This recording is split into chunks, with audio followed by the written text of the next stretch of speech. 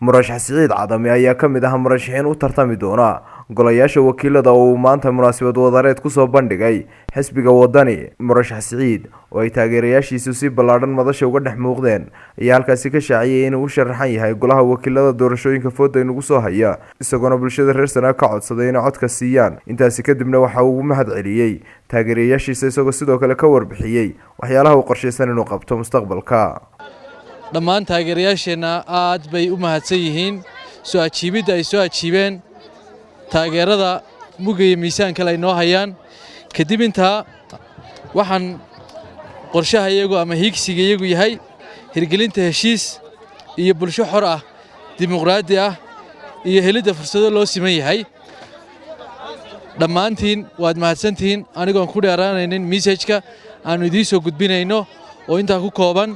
إن شاء الله تعالى وين وضع صعود دونا يونس شيخ أحمد عيري قابو.